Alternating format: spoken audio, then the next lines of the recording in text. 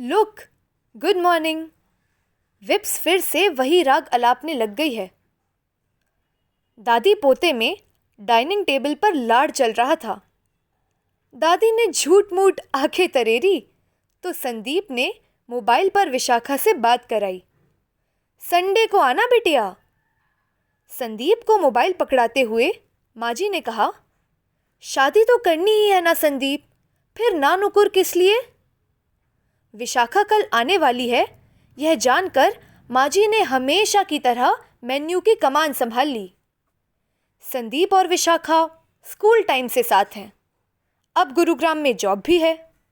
अघोषित सी स्वीकृति थी सबकी इनके विवाह के लिए।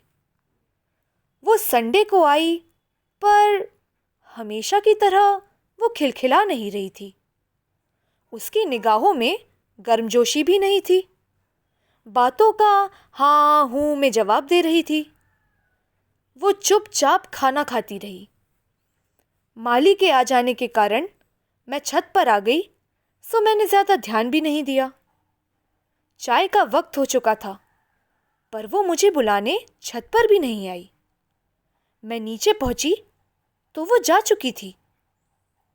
एक तनाव सा बिखरा पड़ा था। मेरे कुछ पूछने से पहले ही संदीप ने अभी शादी ना करने का फैसला सुना दिया। माँ जी को तनाव में देख मैं कुछ बोलती इसके पहले ही संदीप बोल पड़ा, सिर्फ मेरी ही गलती है क्या? मेरे कुछ समझने और समझाने से पहले जैसे ही बाबूजी ने अपने पोते के पक्ष में कुछ बोलना चाहा तो चुप। माँ जी का बाबूजी से चिल्लाकर बोलना मुझे अप्रत्याशित सा लगा। मेरी शादी से अब तक मैंने पिछले 31 साल में कभी भी आपस में मम्मी बाबूजी को बोलते ना देखा ना सुना। चुप के बाद तो जैसे सन्नाटा ही पसर गया। सब ने डिनर बेमन से किया और सब अपने अपने कमरे में चले गए। रात को लाठी की ठक सुनाई दी तो मैंने दरवाजा खोला। माँ जी हमारे कमरे में ही थी। राजीव भी चौंके। माँ जी अपनी आंखें मीच कर बोली, विशाखा की झुकी नजरें काफी कुछ कह गई हैं बहू। तुम्हारे बाबूजी क्या समझेंगे जो स्वयं ब्लैकआउट के दौरान सायरन की आवाज सुनते ही दरवाजा खोलकर बंकर में जा छिपे। आसमान में लड़ाकू विमानों की गड़गड़ाहट सुनकर दिल दहल रहा था, पर मैं उस अवस्था में उठकर भाग भी नहीं सकी। मेरी आंखों के आगे बिजली कड़कती रही। दरवाजे से बारिश की बूंदें छपक छपक आ रही थी। थोड़ी देर पहले के प्रेम और विश्वास की तृप्ति बारिश में चिता की तरह सुलगती रही। आंखों से निरंतर तेरे बाबूजी के प्रेम का छलावा शीशे के लावे सा बहता रहा।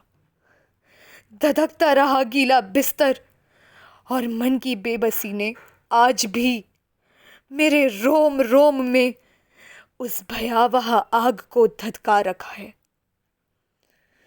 राजीव को मैंने प्रेम के अन्यत्म क्षणों में पाया, सो उसका पिता होने के नाते मैं उन्हें घर से तो नहीं निकाल पाई, पर 55 साल गुजर गए, कभी माफ भी नहीं किया।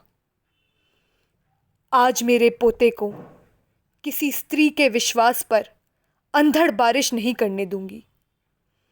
माँ जी की बूढ़ी काया क्रोध से थरथरा रही थी। मैं और राजीव सकते में थे।